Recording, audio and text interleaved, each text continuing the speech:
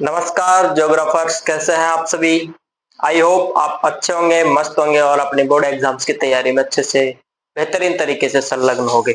हमने पिछली कक्षा में जो अध्याय शुरू किया था परिवहन एवं संचार, ट्रांसपोर्टेशन एंड कम्युनिकेशन, उसका हमने कुछ भाग तो लास्ट क्लास में पढ़ लिया था, जिसमें हमने पढ़ा परिवहन क्यों आवश्यक है, परिवहन क्या होता है, संचार क्या होता है, परिवहन की विधाएं क्या है और सड़क परिवहन क्या होता है। आज की जो कक्षा होगी उसमें हम पढ़ेंगे सड़कों के बारे में, सड़कें क्या होती है, ठीक है। महामार्गों के बारे में पढ़ेंगे, कौन कौन से महामार्ग जो महत्वपूर्ण महामार्ग है उनकी भी चर्चा करेंगे, सड़कें कितने प्रकार की होती है ये बातें भी अपन करेंगे, ठीक है।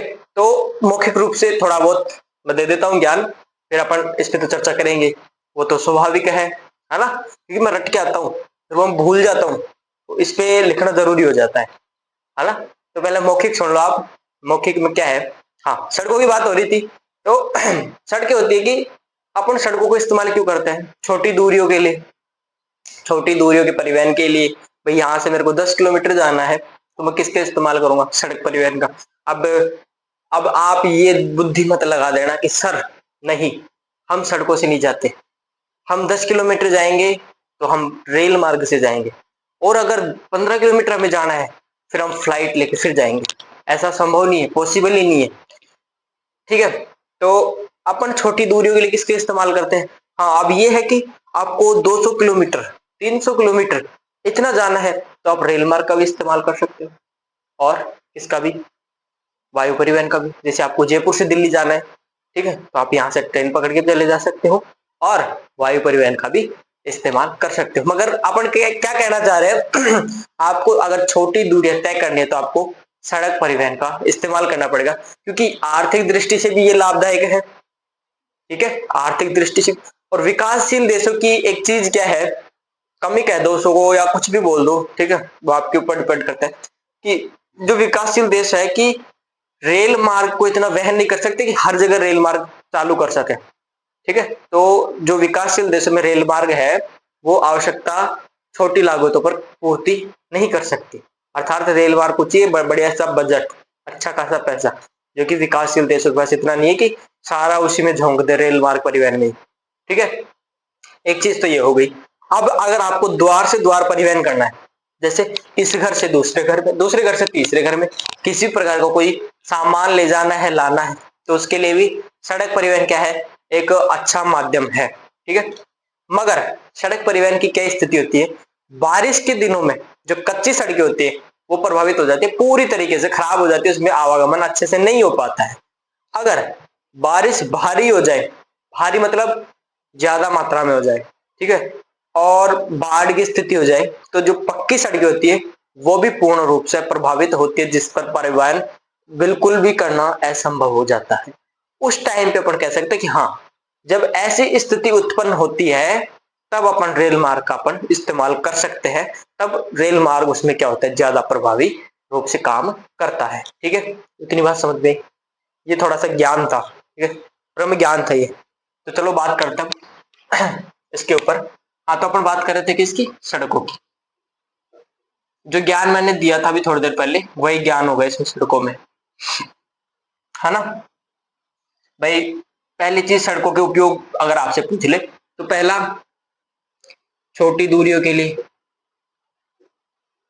छोटी दूरियों के लिए सड़क परिवहन का इस्तेमाल कर सकते हैं, या फिर डोर टू डोर, है ना, डोर टू डोर, द्वार से द्वार परिवहन के लिए भी इसका उपयोग करते हैं।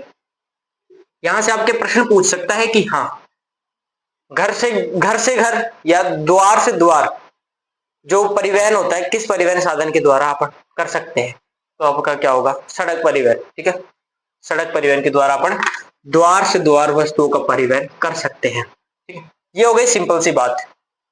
अगर बारिश की स्थिति होती है, एक चीज अपन देखें कि अगर आप रेल मार्ग फैला रहे हो कहीं पे, रेल का ट्रैक वगैरह पटरियां वगैरह फैला रहे हो, उसमें खर्चा ज्यादा आएगा बजाय सड़कों के, बजाय सड़कों के।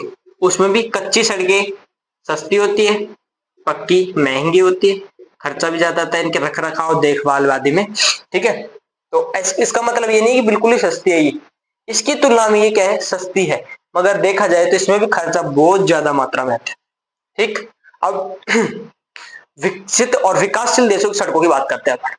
विकसित देशों में सड़कें किस प्रकार से होती है, कैसी होती है, और विकासशील देशों में कैसी होती है। सिंपल सा एग्जांपल आप भी समझने वाले हो और मैं समझाने वाला हूं इसमें। सिंपल सा एग्जांपल सुनना इसका। विकसित देशों में सड़कें ऐसी होती है कि अगर उसमें गाड़ी में ब्रेक भी ना हो ना तो भी कोई दिक्कत वाली बात नहीं, जाके एक बार स्टार्ट करो और फिर जहां पर रुकना है वहां रुक जाओ। और विकासशील देशों में क्या होता है, जहां पे नहीं लगाना होता है ब्रेक वहां पे भी लगाना पड़ जाता है। कहने का मतलब जितने तो विकासशील देशों में सड़कों में ब्रेक करनी होती है उतने तो गड्ढे मिल जाते हैं आपको। देखा है आपने, ये चीज तो आप सबने देख ली होगी, अनुभव कर ली होगी। बढ़िया फ्लाईओवर पे चलते हो और चलते चलते ऐसे लगती है भाई साहब, जिंदगी बन जाती है उस गड्ढे में आने के बाद। तो लास्ट तक याद रहता है इस सड़क पे इस साइड गड्ढा है इतनी दूरी पर, है ना। तो वो चीजें तो अपन बात कर रहे थे ये तो थोड़ा आपका एंटरटेनमेंट है ना, नींद ना आए। हाँ, तो बात करते हैं विकसित जो देश है वहां की जो सड़कें होती है उनमें सड़कें इतनी सुंदर, इतनी गुणवत्ता युक्त, इतनी वो होती है बिल्कुल, ना किसी प्रकार का कोई गड्ढा होता है, ना किसी प्रकार का कहीं पे कोई डैमेज होता है। ठीक है, तो उनमें जो सड़कों का संचालन होता है वो गुणवत्ता पूर्वक होता रहता है। उसमें जो सड़कों में जो वाहन चलते हैं, ऑटो वाहन चलते हैं जो कि अपने आप चलते हैं, तो वो भी वहां पे चलते हैं। जैसे फॉर एग्जाम्पल अपन जर्मनी का उदाहरण ले, तो जर्मनी जैसे राष्ट्रों में जो कि क्या है, विकसित राष्ट्र है, तो उसमें जो सड़कें होती है इतनी अच्छी प्रकार से बनाई गई है कि वहां पे अपन ऑटो वाहन भी चला दे। ऑटो वाहन मतलब ऑटो रिक्शा वाला नहीं, ऑटो वाहन मतलब अपने आप चलने वाली गाड़ियां भी चला देते हैं। चलती है वहां पे, तो अपने तो नहीं चलती अभी, वहां पे चलती है तो वो अपने आप चलती है क्योंकि वहां पे किसी प्रकार का कोई गड्ढा नहीं होता। वो विशेष ध्यान रखते हैं सड़कों के रख रखाव पे। वही बात करें विकासशील देशों की विकासशील देशों में क्या होता है, इतने ब्रेकर से ज्यादा तो गड्ढे होते हैं यहाँ पे, तो ऑटो वाहन का तो सवाल ही नहीं है, क्योंकि यहाँ पे इतना बजट नहीं है कि इतना व्यय कर सके, खर्चे इतने उठा सके उन सड़कों के ऊपर, प्रतिवर्ष इतना खर्चा उठा सके, तो इनमें गड्ढे देखने को मिल जाते हैं। तो अपन ये डिफरेंस ये भी देख सकते हैं विकसित देशों में और विकासशील राष्ट्रों के मध्य सड़कों का। ठीक है, ये तो बात हो गई इनकी। आगे अपन बात करते हैं एक इसको साफ कर, एक फैक्ट है। फैक्ट क्या है, फैक्ट बहुत अच्छा फैक्ट है, फैक्ट सुनना। अगर वैसे आपके मन में प्रश्न आया होगा कि अपन पूरे विश्व की सड़कों को जोड़ दे तो कितनी लंबी सड़क होगी। अपन सोचते हैं ना, क्योंकि अपन अभी आपके माइंड में क्या है, क्रिएटिविटी, रचनात्मकता है। अपन ऐसे उल्टे सीधे सवाल बहुत अच्छे से सोच लेते हैं इस एज में, और इसे छोटे वाले में तो ऐसा सोच जाते हैं कि जो कभी किसी ने सोचा ही नहीं होगा, है ना। तो अपन सोचते हैं कि अपन पूरे देश की, पूरे विश्व की सड़कों को जोड़ दें तो कितनी लंबी सड़क होगी, कहां तक जाएगी वो, है ना। तो आज थोड़ी सी क्रिएटिविटी अपन यहाँ पे देखते हैं तथ्य के रूप में। ठीक है, जहां से प्रश्न भी उठ जाता है कई बार एमसीक्यू में। ठीक है, हाँ, तो अगर आपके मन में ये प्रश्न उठा कि भाई पूरे विश्व की सड़कों को जोड़ दिया जाए तो कितनी लंबी सड़क होगी, है ना। हाँ, तो वही है कि पूरे विश्व में जो मोटर चलाने योग्य, मोटर मतलब वाहन चलाने योग्य जो सड़कें होती है उनको अगर अपन जोड़ दे,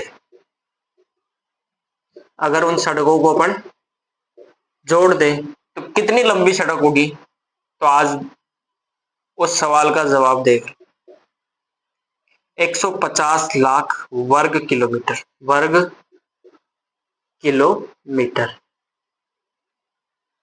अगर पूरे विश्व कंप्लीट जितना भी अपना पूरा संसार है, संसार में वाहन चलाने योग्य जितनी भी सड़कें हैं, अगर उन सड़कों को अपन जोड़ दें तो अपने पास कितनी आती, कितनी लंबी सड़क हो जाती, 150 लाख वर्ग किलोमीटर। अब अचंभे वाली बात, आश्चर्य करने वाली बात यह है कि इन 150 लाख वर्ग किलोमीटर की जो सड़क है इसमें से 33%, एक तिहाई हिस्सा अकेले उत्तरी अमेरिका का है। किसका है, उत्तरी अमेरिका का। चलो अब आज आपको इसका भी निकालना दिखाते हैं, 150 लाख का 33% निकालना मतलब कितनी सड़क अकेले उत्तरी अमेरिका के पास है। ठीक है, थोड़ी सी मैथ सिखाते हैं आपको। ठीक है, मेरी तरह आर्ट्स वाले बच्चों की अधिकांश वीक होती है, मेरी भी वीक है, बहुत ज्यादा वीक है मेरी मैथ। चलो कोशिश करते हैं, अगर आ गया आंसर तो ठीक है, और नहीं आया तो अपने कौन सा जरूरी है उसको निकालना, है ना। हाँ, तो कितना निकालना है? 150 का 33, 150 का 33, ठीक। एक जीरो से एक जीरो कैंसिल, ठीक है। 15 × 3 = 45 और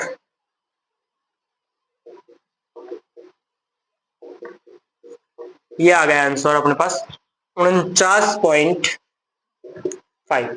क्या है ये इसका 33, 150 का 33% कितना है? 49.5%, ठीक है। तो अपन कह सकते हैं कि हाँ, इतने लाख वर्ग किलोमीटर, लाख वर्ग किलोमीटर जो सड़क है किसके पास है? उत्तरी अमेरिका के पास। अब एक स्वाभाविक सी बात है, अगर सड़क ज्यादा है, ठीक है, सड़क ज्यादा है तो क्या होगा? वाहन भी ज्यादा होंगे। तो अगर अपन इसको कंपेयर करें यूरोप की तुलना में, तो यूरोप की तुलना में यहाँ पे क्या है? सबसे ज्यादा वाहन भी आप लोग को देखने को मिल जाएंगे। सड़कें तो है ही, अकेले ने 49.5% ले लिए। अब बाकी जितने भी देश हैं उनके पास, जैसे अपन इसको 50% भी मान के चले, ठीक है, इसको अपन ने 50% मान लिया, तो और देशों के पास कितना? 100%। और वही इसके पास कितना? अकेले के पास 50% आ जाता है, ठीक है। ये अपन ने थोड़ी सी फैक्ट वाली बात कर ली, ठीक है। शंका नहीं रहनी चाहिए मन में, हो तो पूछिए अगर। अब क्या होता है, इन चीजों को जानने के बाद अपने दिमाग में एक चीज तो ये आ गई कि हाँ, अगर अपन सड़कों के विकास की तुलना, इसकी तुलना, सड़कों के विकास की तुलना अपन प्रादेशिक स्तर पर कर ले, किसकी तुलना? भाई अपन ने अभी देखा कि सबसे ज्यादा सड़कें कहाँ पे है? सबसे ज्यादा लंबी सड़क कहाँ पे है? उत्तरी अमेरिका पे है। तो ज्यादा है और देशों में कम भी है, किसी में बिल्कुल भी कम होगी।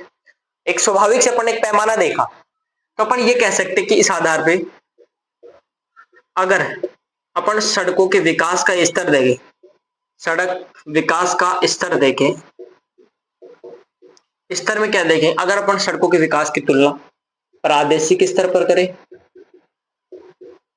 प्रादेशिक स्तर पर करें, या फिर राष्ट्रीय स्तर पर करें, या फिर अंतरराष्ट्रीय स्तर पर करें, अंतरराष्ट्रीय स्तर पर करें, या फिर महाद्वीपीय स्तर पर सड़कों के विकास की तुलना करें, तो ये हमेशा अपने को क्या मिलेगी? असमान ही मिलेगी। क्योंकि सभी जगह सड़कें क्या है? असमान रूप से है। अपन ने भी एग्जाम्पल देखा था, इससे फैक्ट से पहले बात की थी ना अपन ने विकसित और विकासशील देशों की। और विकसित देशों में अच्छी प्रकार की सड़कें होती है, जो विकासशील देश होते हैं वहां पे थोड़ी अलग प्रकार की सड़कें होती है। तो अपन ने एक डिफरेंस तो वही देख लिया था। वही बात यहाँ पे हो रही कि अगर अपन सड़कों के विकास की तुलना प्रादेशिक स्तर पर करें, राष्ट्रीय स्तर पर करें, अंतरराष्ट्रीय स्तर पर करें, या फिर महाद्वीपीय स्तर पर करें, तो क्या है? असमान अपने को देखने को मिलेगी, ठीक है। अब धीरे धीरे जो समय बढ़ रहा है, तो इसमें एक चीज और आ रही है, यातायात संकुलता। क्या आ रही है? यातायात, यातायात संकुलता। ये क्या नई चीज आ गई? हमने तो पहली बार सुना है यातायात संकुलता। अरे यातायात संकुलता का मतलब यही है कि वो ट्रैफिक जाम होता है ना, जाम, ज्यादा वाहन आ जाते हैं सड़क पर तो जाम लग जाता है। वही जाम वाली स्थिति है कि भाई आज के टाइम में क्या हुआ, वाहन इतने आ गए, उनकी तुलना में सड़कें नहीं है। अब वाहन ज्यादा है और सड़कें नहीं है, तो क्या होगा? जाम तो लगेगा स्वाभाविक। उसे कहते हैं यातायात संकुलता। भाई अपन कुछ दशकों की बात करें तो कुछ दशकों में बढ़ाई है, यातायात में नाटकीय रूप से वृद्धि हुई है, नाटकीय रूप से वृद्धि हुई है, जिसमें वाहनों की संख्या ज्यादा हो गई। अब उनको जिस पे वो चले उसके लिए सड़कें नहीं है, अब इनको उड़ा भी नहीं सकते। भाई इनके पंख लगा दे दो दो, फिर इनको उड़ाने लग जाए तो उड़ा भी नहीं सकते, तो क्या होगा? यातायात संकुलता की स्थिति उत्पन्न होगी। अब धीरे धीरे सड़कों का निर्माण हो रहा है, अब धीरे धीरे कम होगी। तो ये है, आपने पढ़ा भी होगा, बहुत ज्यादा व्यस्ततम नगर है जैसे दिल्ली वगैरह में, मुंबई वगैरह में कितनी ज्यादा भीड़ होती है, तो वो इसी के कारण से यातायात संकुलता, जो ज्यादा वाहनों की संख्या होने के कारण उत्पन्न होती है, ठीक है। चलो अब अपन बात करते हैं, एक चीज और बताता हूं आपको, बहुत अच्छी बात है। जैसे अपने जो नेक्स्ट बुक होगी उसमें भी अपन और अच्छे से पढ़ेंगे, भारतीय संदर्भ में पढ़ेंगे। अगर आपके एक कंफ्यूजन और दूर कर दूं मैं, आपकी जो पहली पुस्तक है मानव भूगोल के मूल सिद्धांत, उसमें दो चैप्टर ऐसे हैं, एक तो अंतरराष्ट्रीय व्यापार और एक परिवहन एवं संचार। ठीक है। जो आपकी दूसरी पुस्तक है भारत लोग और अर्थव्यवस्था, उसमें भी सेम दोनों चैप्टर देखने को मिल जाएंगे, अंतरराष्ट्रीय व्यापार और परिवहन एवं संचार। अब आपके थोड़ा कंफ्यूजन ये हो रही होगी भाई पढ़ना ही है तो फिर दोनों को एक अलग अलग बुक्स में क्यों दिया, चैप्टर्स की संख्या बढ़ाने के लिए या फिर कोई अन्य रीजन है? तो इसका एक दूसरा कारण ये है कि मानव भूगोल की मूल सिद्धांत जो पुस्तक है उसमें जो अपन चैप्टर पढ़ेंगे परिवहन एवं संचार अंतरराष्ट्रीय व्यापार वाले, तो उन चैप्टर्स की बात होगी विश्व के संदर्भ में। और जो अपनी सेकंड बुक है भारत लोग और अर्थव्यवस्था, उसमें जो दो अध्याय है परिवहन एवं संचार अंतरराष्ट्रीय व्यापार वाले, उसकी बात होती है भारत के संदर्भ में, अपने देश के संदर्भ में। ठीक है, क्लियर हुआ इतना? बस। हाँ, तो अपन सड़कों की बात कर रहे थे, सड़कें कितने प्रकार की होती है। ठीक है, तो मुख्य रूप से सड़कों की मैं बात करूं तो सड़कें हो जाएंगी 5 प्रकार से, 5 ही होगी। हाँ, कितने प्रकार की? 5।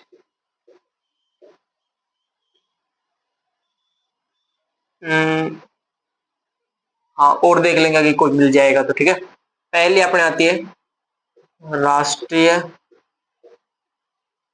राजमार्ग। ठीक है, राज्य राजमार्ग, राज्य राजमार्ग। उसके बाद आती है जिला सड़कें, जिला सड़कें। उसके बाद आती है ग्रामीण सड़कें, ग्रामीण सड़कें। और एक आती है आपके सीमावर्ती सड़कें। ठीक है, कितने प्रकार हो गए? 5 ही हो गए। 1, 2, 3, 4 और 5। कौन कौन सी? राष्ट्रीय राजमार्ग, राज्य राजमार्ग, जिला सड़कें, ग्रामीण सड़कें, सीमावर्ती सड़कें। ठीक है, एक बार फटाफट से आपको शॉर्ट में बता देता हूँ कि राष्ट्रीय राजमार्ग क्या होता है, राज्य राजमार्ग क्या होता है, जिला सड़कें क्या होते हैं, ग्रामीण सड़कें होता है और सीमावर्ती सड़कें क्या होती है। इसके बारे में तो आपकी बुक में अलग से एक टॉपिक भी है छोटा सा। ठीक है, मगर इनके बारे में नहीं है आपकी इस पुस्तक में। फिर भी आपको कंफ्यूजन दूर होनी चाहिए भाई, आपको एक कॉन्सेप्ट के, अगर आपके माइंड में कोई चित्र भी बनता है उस चीज का तो ऐसा होना चाहिए, हाँ राष्ट्रीय राजमार्ग, राज्य राजमार्ग, जिला सड़कें, ग्रामीण सड़कें और सीमावर्ती सड़कें। एक प्रकार से सड़कों का, सड़क परिवहन का कॉन्सेप्ट होना चाहिए। ठीक है, वही जरूरी है। राष्ट्रीय राजमार्ग क्या होता है? सुनना, देश की राजधानी को, राज्यों की राजधानियों को आपस में और जो उसके मुख्य शहर होते हैं उनको जोड़ता है। ठीक, वही राज्य राजमार्ग क्या होता है? जिला मुख्यालयों को या राज्य के जो प्रमुख नगर है, प्रमुख शहर है, उनको जोड़ता है। जिला सड़कें क्या होती है? जो तहसील होती है, कस्बे होते हैं, मुख्य नगर होते हैं उस जिले में, उनको जोड़ता है। ग्रामीण सड़कें ग्रामीण क्षेत्रों को जोड़ती है। सीमावर्ती सड़कें क्या होती है?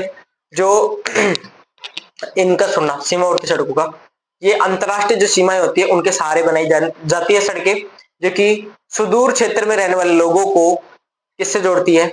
इनसे, सुदूर क्षेत्र में रहने वाले लोगों को मुख्य सड़कों से जोड़ने का काम करती है। और एक प्रतिरक्षा के टाइम पे एक उसका भी भूमिका निभाती है, जैसे जो सेना होती है ना, उनके जो शिविर वगैरह लगते हैं, ठीक है, उनके लिए जो खाना दवाइयां जो भी चीजें आती है जो इन्हीं सड़कों के माध्यम से उन तक उपलब्ध करवाई जाती है, इसीलिए इनको कहा जाता है सीमावर्ती सड़कें। ठीक है, ये बात हो गई इनकी सड़कों की।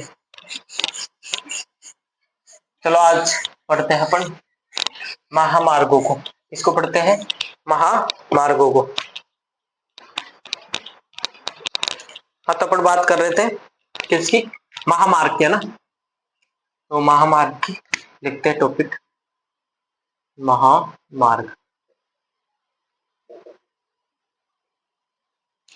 क्या होती है महामार्ग? सुनना, दूरस्थ स्थानों को जोड़ने वाली सड़कें क्या होती है? महामार्ग कहलाती है। ठीक, क्या है? मैं लिखूं यहाँ पे, देखना। दूरस्थ स्थानों को जोड़ने वाली सड़कें। क्या कहलाती है? महामार्ग कहलाती है। ठीक है, जो दूर दूर के स्थान होते हैं, यानी कि जिनके बीच डिस्टेंस ज्यादा होता है, जो बड़े बड़े महानगर होते हैं, उनको जोड़ने वाली जो सड़कें होती हैं, उनको क्या कहा जाता है? महामार्ग कहा जाता है। अब महामार्ग पर जो यातायात है वो अबाधित रूप से रहे। किस रूप से? अबाधित, अर्थात यातायात रहे, बिना रुके चलता रहे, वहां पे किसी प्रकार का यातायात संकुलन की स्थिति उत्पन्न ना हो, अर्थात ट्रैफिक जाम की स्थिति कतई उत्पन्न ना हो। इसके लिए वो क्या करते हैं? कुछ कार्य करते हैं। कार्य कैसे करते हैं? जैसे महामार्गों में 80 मीटर चौड़ी सड़क होती है। ठीक है, कितने मीटर? 80 मीटर चौड़ी सड़क होती है। तो उस 80 मीटर चौड़ी सड़क में कहीं पे यातायात लाइन बना दी, यातायात लाइन बना दी। ठीक है, कहीं पे फ्लाईओवर बना दिया, ओवर बना दिया, कहीं पुल बना दिया। ठीक है, तो आदि चीजें बनाई जाती है। ठीक है भाई, आपने देखा होगा, आप जैसे कहीं पे घूमने जा रहे हो तो आप कहीं पे देखोगे कि एक तो सड़क किसी टनल के अंदर से होकर गुजर रही है, ठीक, या फिर किसी फ्लाईओवर के ऊपर से जा रही है, किसी पुल के ऊपर से जा रही है, किसी पुल के नीचे से गुजर रही है ना। एक चीज आपने देखी भी होगी कि भाई जो बड़े बड़े महामार्ग होते हैं उनमें क्या होता है, आने के लिए अलग से सड़कें होती है और जाने के लिए अलग से सड़कें होती है, अलग अलग होती है, दोनों एक में नहीं चलता है। तो वही स्थिति वो किस रूप में बनाते हैं, क्या चीज सोच के बनाते हैं? मजा आ रहा है उनको? नहीं, मजा नहीं आ रहा उनको। वो यातायात संकुलता को कंट्रोल करते हैं ताकि यातायात अबाधित रूप से इन पे चलता रहे, क्योंकि ये है बड़े क्षेत्रों को जोड़ने वाले महामार्ग, दूरस्थ स्थानों को जोड़ने वाले महामार्ग। तो इसके लिए वो ये चीजें करते हैं, जैसे अलग अलग यातायात लाइन, जैसे 80 मीटर है, 40 मीटर में दो पार्ट कर दे इसका, 40 मीटर में आने वाले इधर, ठीक है, और फिर 40 मीटर में क्या करते हैं, जाने वाले यू, ऐसे करते हैं यातायात लाइन बना, कहीं पे फ्लाईओवर बना दिया, कहीं पे पुल बना दिया। तो ऐसे करके वो क्या करते हैं, यातायात संकुलता को कंट्रोल में करते हैं और यातायात को अबाधित रूप से चलाने के लिए। ठीक है, अगर आपसे प्रश्न पूछे, एक मैं आपसे प्रश्न पूछ रहा हूं, एक फैक्ट बताने से पहले आपसे प्रश्न पूछ लिया जाए कि सबसे ज्यादा सड़कों का घनत्व कहां पे है, महामार्गों का पूछ लो भाई, सबसे ज्यादा महामार्गों का घनत्व किस राष्ट्र में, किस देश में? तो जवाब क्या होगा?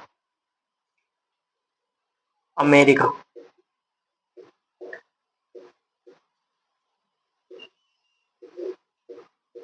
इसकी स्पेलिंग मेरे पास आती है तो मैंने इसको लिख दिया स्पेलिंग को। ठीक है, अगर आपसे प्रश्न पूछ लिया जाए कि सबसे ज्यादा, ठीक है, उच्च घनत्व किसका, महामार्गों का, तो कहां पाया जाएगा?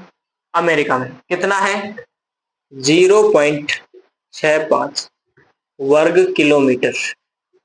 कहने का मतलब ये है कि प्रत्येक स्थान से, किससे, प्रत्येक स्थान से महज 20 किलोमीटर की दूरी पर आपको महामार्ग देखने को मिल जाएगा।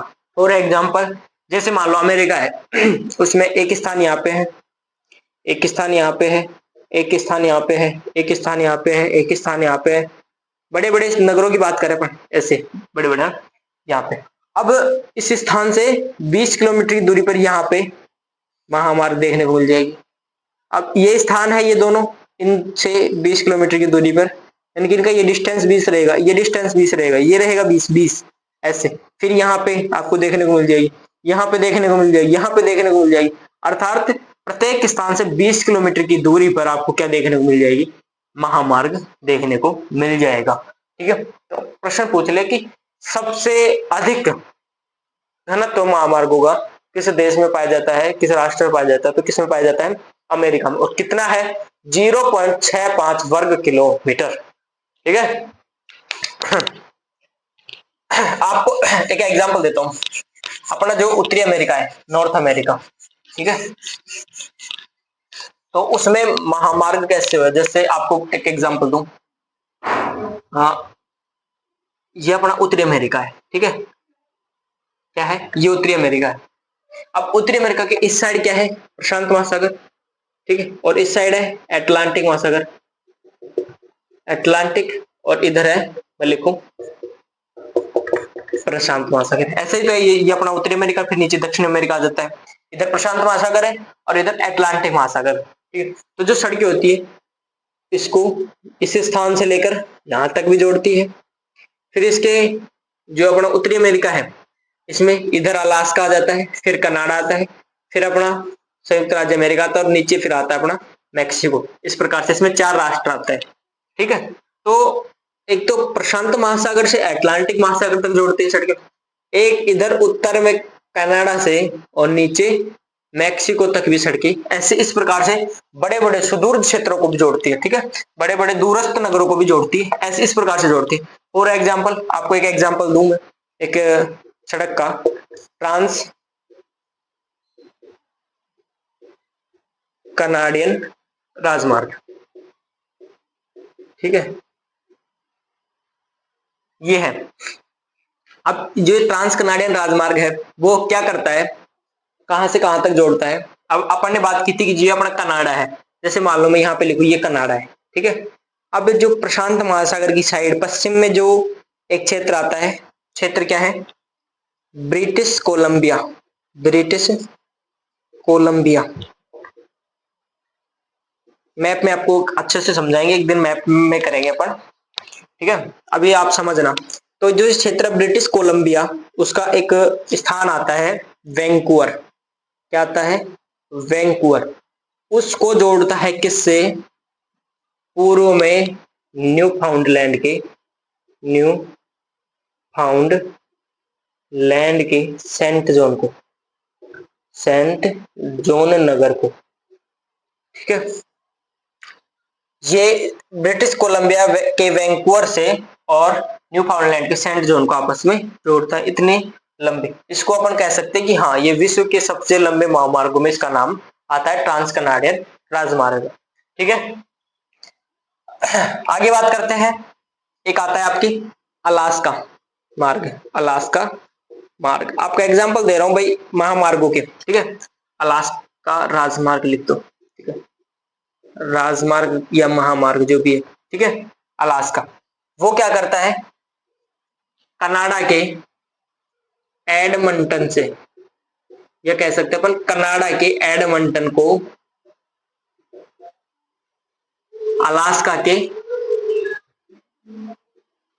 एंकोरेज, एंकोरेज को आपस में जोड़ता है। ठीक है, अलास्का राजमार्ग। एक आपके आता है अभी फिलहाल जिसका काम चल रहा है, पान अमेरिकन महामार्ग, पान अमेरिकन महामार्ग।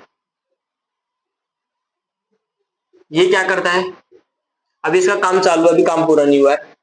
ये दक्षिण अमेरिका को, दक्षिण अमेरिका के मध्य और मध्य अमेरिका के देशों को किससे जोड़ता है, संयुक्त राज्य अमेरिका व कनाडा से, संयुक्त राज्य अमेरिका व कनाडा से जोड़ने का काम करता है पान अमेरिकन महामार्ग। ठीक है, एक आता है ट्रांस कनाडियन, एक आता है अलास्का राजमार्ग। ठीक है, राजमार्ग की जगह पर महामार्ग भी लिख सकते हैं। ठीक है, आगे बात करते हैं अपन। ये तो वही थोड़े एग्जांपल दे दिए अपन ने अपने अमेरिका के, उत्तरी अमेरिका के कुछ महामार्गों के बारे में, जो कि एक प्रकार से अपन कह सकते हैं कि हाँ महामार्ग है। ठीक है, क्योंकि महत्वपूर्ण महामार्गों की श्रेणी में आते हैं। ठीक है, और अपन अगर सबसे विश्व के सबसे बड़े महामार्गों की बात करें तो उसमें भी इनका नाम आ जाता है। ठीक है, आगे बात करते हैं अपन यूरोप की। यूरोप में अगर अपन सड़क परिवहन की बात करें तो इसमें सड़क परिवहन का भी सघन विकसित जाल पाया जाता है। अर्थात कहने का मतलब यह है कि सड़कें विकसित भी है और अधिक भी है, वाहनों की संख्या भी बहुत ज्यादा पाई जाती है यहाँ। ठीक है, तो यूरोप के संदर्भ में कुछ ज्यादा खास बात नहीं है, बस इनके बीच जो रेल मार्ग होता है, महामार्ग होते हैं, इनके बीच में एक प्रतिद्वंदिता छाई रहती है ज्यादा होने के कारण। ठीक है, तो यूरोप के संदर्भ में तो इतनी सी बात है, वाहनों की संख्या भी ज्यादा है, वाहनों की संख्या क्या है, अधिक है। ठीक है, और सुविकसित व सघन सड़कों का जाल पाया जाता है। सघन सड़कों का जाल पाया जाता है, पाया जाता है। बस इतनी सी बात है। आगे अपन बात करते हैं रूस की। किसकी बात करते हैं? रूस की। अब रूस जो है, इसमें एक पर्वत श्रेणी आती है यूराल पर्वत। क्या आता है? यूराल पर्वत। यूराल पर्वत की अपन ने बात क्यों की? बात इसलिए की कि जो यूराल पर्वत है इसके जो पश्चिम के अंदर, यूराल पर्वत के पश्चिम के अंदर जो औद्योगिक प्रदेश है, क्या है? औद्योगिक प्रदेश है, वहां पे अपने को सड़क परिवहन ज्यादा प्रभावित देखने को मिलेगा। और प्रभावित तो देखने को मिलेगा, जो इसकी दूरी है जिसका केंद्र है जहां से परिवहन शुरू होता है और फिर फैला हुआ है, वो जो दूरी का काम करता है वो करता है इसकी राजधानी मॉस्को। क्या करती है? मॉस्को, जो कि क्या इसकी राजधानी है। और जो इसका महत्वपूर्ण जो महामार्ग है, महत्वपूर्ण महामार्ग का नाम है मॉस्को व्लादिवोस्टोक। मॉस्को व्लादिवोस्टोक महामार्ग। एक चीज और है इसमें, फैक्ट ध्यान रखने वाली चीज क्या है? अब रूस का जो भौगोलिक वितरण क्या है? विस्तृत है। भौगोलिक, रूस में विस्तृत भौगोलिक वितरण पाया जाता है। इस कारण, विस्तृत भौगोलिक वितरण के कारण यहां महामार्गों की तुलना में रेल मार्ग ज्यादा प्रभावी है। रेल मार्ग क्या है? महत्वपूर्ण भी बोल सकते हैं और प्रभावी भी अपन बोल सकते हैं। ठीक है, इतनी बात क्लियर हुई। चलो अपन एक देश की ओर बात करते हैं। एक देश, कौन सा देश होगा? चीन। दुश्मन देश चीन। फिर भी बात करनी पड़ेगी क्योंकि अभी अपन उस दृष्टि से नहीं देख रहे, अभी अपन महामार्गों की दृष्टि से देख रहे हैं। अपन कंपेयर कर रहे हैं कि किस देश में किस प्रकार का महामार्ग पाया जाता है, कौन अपने से आगे, कौन अपने से पीछे। ठीक है, वैसे अपन बात करेंगे जो बड़े बड़े महामार्ग, उनकी बातें करेंगे। ऐसी बात करेंगे नहीं छोटे छोटे महामार्गों की। वैसे महामार्ग छोटे होते भी नहीं है ना। हाँ, तो अपन बात करते चीन की। चीन में क्या होता है, एक विशेष चीज है, यहां से प्रश्न उठ सकता है। प्रश्न कैसे? चीन की जो महामार्ग होते हैं वो क्रिस क्रॉस में बनते हैं। क्रिस, चलो इंग्लिश में लिखते हैं, CRISS। वह मैंने लिख दिया, शाबाश। हाँ, क्रिस क्रॉस। क्रिस क्रॉस मतलब आड़े तिरछे महामार्ग है। जैसे फॉर एग्जांपल, ये जो बड़े बड़े महानगरों को जोड़ने का काम तो करते ही, आपको पहले बता दिया, अभी बता रहा हूं कि जो महामार्ग होते हैं जो बड़े बड़े महानगरों को जोड़ने का काम करते हैं। अब इसमें क्रिस क्रॉस विशेषता है इसकी। चीन के महामार्गों के अगर आपसे प्रश्न पूछ ले जाए कि निम्न में से चीन के महामार्गों की विशेषता है, तो क्या विशेषता है? क्रिस क्रॉस रूप में होते हैं, आड़े तिरछे। क्रिस क्रॉस मतलब आड़े तिरछे। या आपसे MCQ पूछ सकता है, या आपसे प्रश्न पूछ ले अति लघुत्रात्मक कि चीन के महामार्गों की कोई एक विशेषता बताइए। तो एक विशेषता क्या है? जो चीन के महामार्ग है वो किस रूप में है? क्रिस क्रॉस रूप में, अर्थात आड़े तिरछे रूप में है। जैसे फॉर एग्जांपल ये कुछ महामार्गों को जोड़ते हैं। सांसो, जो कि वियतनाम की सीमा पर स्थित है, इसको क्या लिखते हैं यार? संघाई मध्य चीन में स्थित है। बीजिंग, ठीक है। एक है ग्वांगजाओ, ठीक है, ये दक्षिण में स्थित है, ये मध्य चीन में स्थित है, ये वियतनाम की सीमा पे स्थित है, और ये मध्य चीन में तो है, ये दक्षिण में स्थित है। तो इनको जोड़ता है, ये महामार्ग जोड़ते हैं इनको, तो वो किस रूप में बन जाते हैं? क्रिस क्रॉस रूप में बन जाते हैं। और एक चीज और सुनना, एक चीन और जो तिब्बती क्षेत्र है वहां पे एक नवीन महामार्ग का निर्माण हुआ है। तिब्बती क्षेत्र, चीन और तिब्बती क्षेत्र है ना, उसमें एक नवीन महामार्ग का निर्माण हुआ है। वेरी इंपॉर्टेंट, याद रखना कि भाई आपसे प्रश्न पूछ लेते कि वर्तमान में एक नवीन, चीन और तिब्बत के मध्य एक नए महामार्ग का निर्माण हुआ, महामार्ग कौन सा है? हाँ, नवीन महामार्ग का निर्माण हुआ है जो कि चीन के चेगड़ू को, किसको? चीन के चेगड़ू को तिब्बत के लहासा से जोड़ता है। तिब्बत के लहासा से जोड़ता है। ठीक है, किसको किससे जोड़ता है? चीन के चेगड़ू को तिब्बत के लहासा से जोड़ता है, और उस महामार्ग का नाम है G318 आपकी बुक में नहीं है, फिर भी मैं बता रहा हूँ।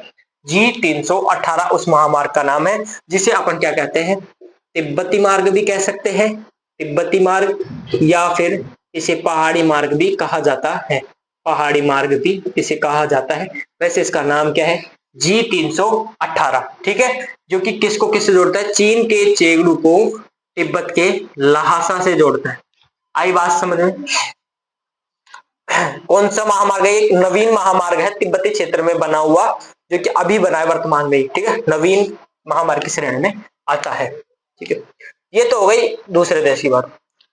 अब सर हमने इतने देशों की बात कर ली, तो अपने देश की बात तो स्वाभाविक है, भारत देश में अपन रह रहे हैं, भारत देश में रह के पढ़ रहे हैं, तो अपने देश की बात भी तो होनी चाहिए, ताकि हम भी कह सके हम किसी से पीछे नहीं है, ठीक है। भारत विकासशील है तो क्या हुआ, किसी देश से पीछे नहीं है। चिकित्सा पर्यटन के मामले में पीछे नहीं रहा भारत यार, हल्के में थोड़ी ना ले रहे बात को।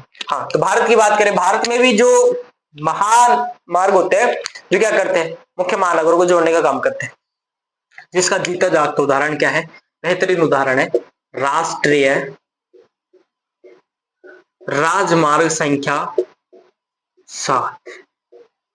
राष्ट्रीय राजमार्ग संख्या 7 क्या करती है, सबसे भारत का सबसे लंबा अगर महामार्ग आपसे पूछ लिया जाए तो कौन सा है, राष्ट्रीय राजमार्ग संख्या 7। प्रश्न आएगा, ये ध्यान रखना, राष्ट्रीय राजमार्ग संख्या, देश का सबसे लंबा राजमार्ग महामार्ग, ठीक है, जो कि वाराणसी को किससे जोड़ता है, कन्याकुमारी से, कन्याकुमारी से।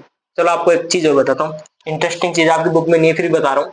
कन्याकुमारी का प्राचीन नाम था केप कुमेरिन, क्या था, केप कुमेरिन, ठीक है, वैसे बता रहा हूँ, मेरे को याद आ गया था, कन्याकुमारी का प्राचीन नाम केप कुमेरिन, ठीक है। वाराणसी को जोड़ता है कहाँ पे, ये यूपी में, ठीक, ये तमिलनाडु में, कन्याकुमारी को जोड़ता है, ठीक। एक आपके आती है स्वर्णिम चतुर्भुज योजना, स्वर्णिम चतुर्भुज योजना, ये क्या करती है, अभी फिलहाल में इसका भी निर्माण चल रहा है, तो यहाँ पे लिखते हैं निर्माणाधीन, ठीक है, निर्माणाधीन। हाँ, तो ये क्या करती है, जो देश के मुख्य महानगर है उनको जोड़ने का काम करती है। कौन कौन से महानगर, दिल्ली, मुंबई, दिल्ली, मुंबई, चेन्नई, कोलकाता, हैदराबाद आदि को जोड़ने का ये काम करती है। कौन सी, स्वर्णिम चतुर्भुज योजना। ये बात हो रही है भारत के संदर्भ में, इसमें तो बताने की आवश्यकता नहीं, इन चीजों से आपको पता लगना चाहिए, हाँ अपने भारत देश की बात हो रही है, ठीक है। देख लेते, हाँ चल रहा है अभी तो। आगे अपन बात करते हैं, थोड़ी सी एक और बात कर लेते हैं महामार्ग को लेकर। एक महामार्ग आता है अपने अफ्रीका में, किसमें आता है, अफ्रीका में।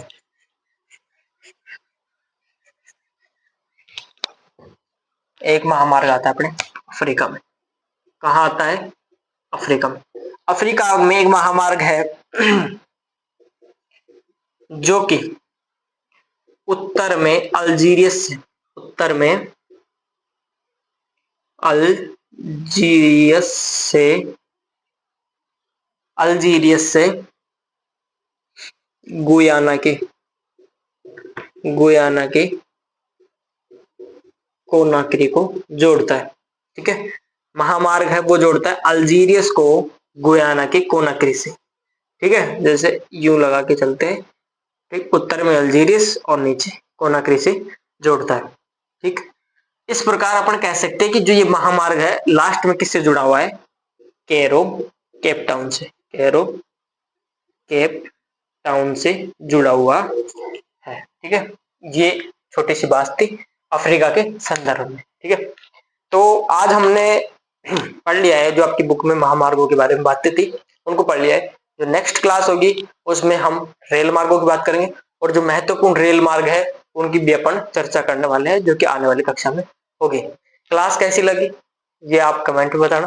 किसी प्रकार का कोई डाउट हो, कोई प्रश्न हो, कोई सवाल हो आपके मन में, ठीक है, जो आपको कचोट रहा हो, तो आपके लिए कमेंट बॉक्स खोला हुआ है, वहां पे अपना सवाल पूछ सकते हैं, या आप मुझे पर्सनली मैसेज कर सकते हैं इंस्टाग्राम वगैरह पे, वहां पे भी आपको इसका जवाब मिल जाएगा। क्लास कैसी लगी वो तो आपको बताना ही है। तब तक के लिए जय हिंद, जय भारत। मिलते हैं एक अगली कक्षा में एक नए टॉपिक के साथ। तब तक के लिए मस्त रहिए, स्वस्थ रहिए।